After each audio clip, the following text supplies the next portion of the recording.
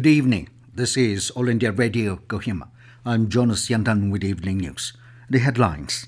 Centre allots 541.02 crore rupees to Nagaland under tax devolution to state governments for 2 installments. Minister Paiwang Konyak meets Union Minister Sarbananda Sonowal and discusses on Tizu-Zungki National Waterway-101.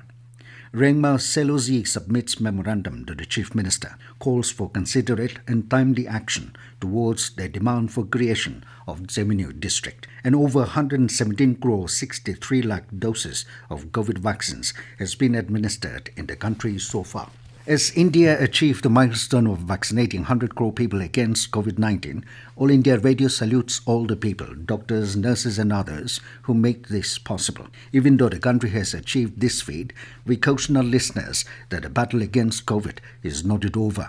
We appeal to our listeners to get vaccinated at the earliest and also help others to get vaccinated. During the festival season, please follow these 3 simple steps. Wear a face mask, maintain 6 feet for social distancing, focus on hand and face hygiene. For any COVID-related information and guidance, contact national helpline numbers 011-2397-8046 and 1075 and state helpline number 1-00345-0019. And now the news in detail.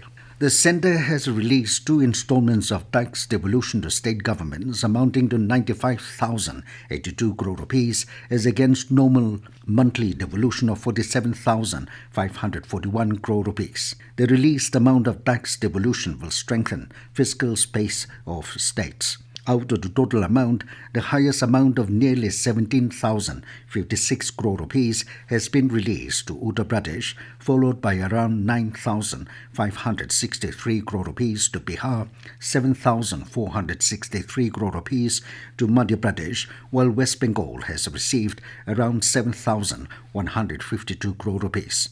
Nagaland was allotted a total fund of 541.02 crore rupees. After the virtual meeting with chief ministers, state finance ministers and lieutenant governors of UTs to step up investment, infrastructure and growth, which was held on 15th of this month, the Union Minister for Finance, Nirmala Sitharaman, had promised to release the amounts to the states. Normally, the centre divides the states 41% share of revenues over 14 installments during the year. The monthly installment of devolution is normally 47,541 crore rupees.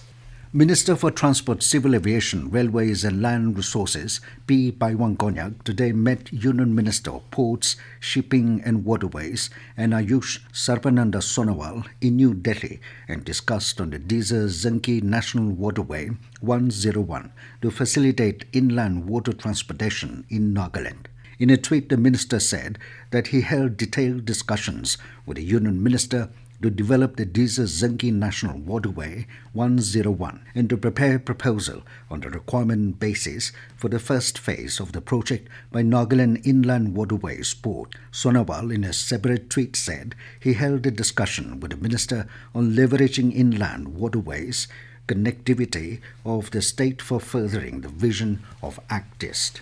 The Rengma Selo Zi RSZ today organized a walkathon in solidarity of the Rengma people's aspiration and demand for creation of Tseminyu District and to register its resentment over the lapse of 73 years since the creation of the bench code Tseminyu in 1948. The walkathon, covering a distance of 58 kilometers, was flagged off at NH2 in Tseminyu subdivision and culminated at Kohima Headquarter Civil Secretariat. During a culmination program at the Naga Solidarity Park in the evening, the Selo Zi also submitted a memorandum to the Chief Minister Niperio.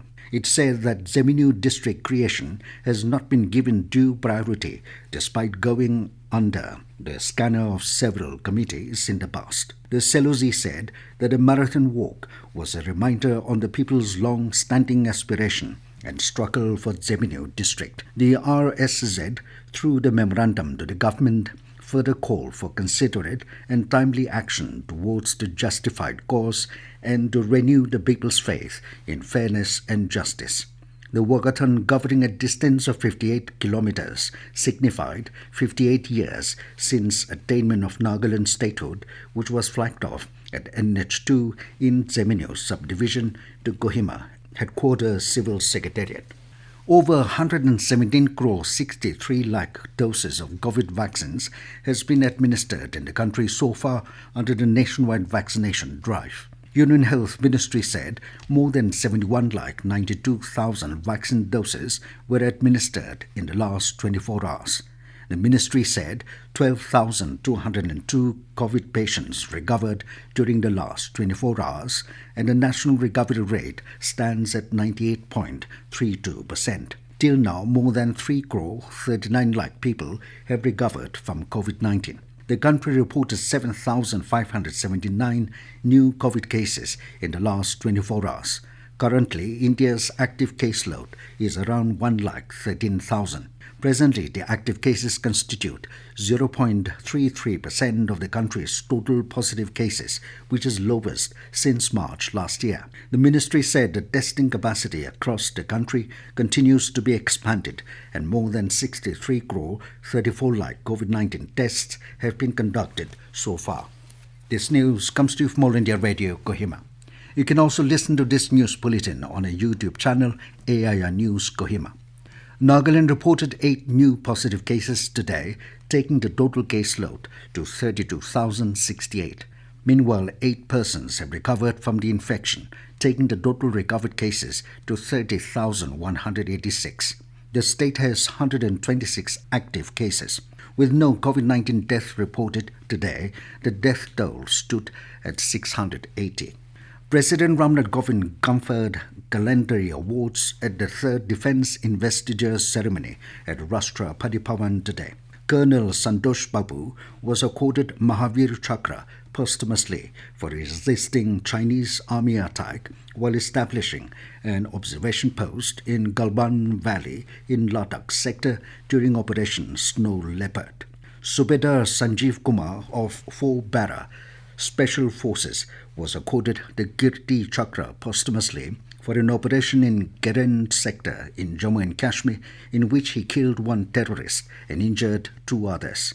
Naib Subedar Nuturam Soren, Havildar K. Balani, Naik Dibak Singh and Sipoy Gurdech Singh were awarded Veer Chakras posthumously for their gallant actions against the attack by the Chinese army in the Galwan Valley as part of the Operation Snow Leopard. Indian Air Force Air Chief Marshal Vivek Chowdhury received the Param Vishisht Seva Medal. Leader of the Naga People's Front NPF Legislature Wing, T.R. Zeliang, today stressed on the importance of women's participation in the society and said that the party considered the role of women as vital for a better society.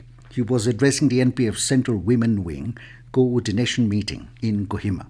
While expressing positivity to secure more seats for the party in the Manipur state election next year, Zeliang also urged the women leaders to come forward and play an important role in politics.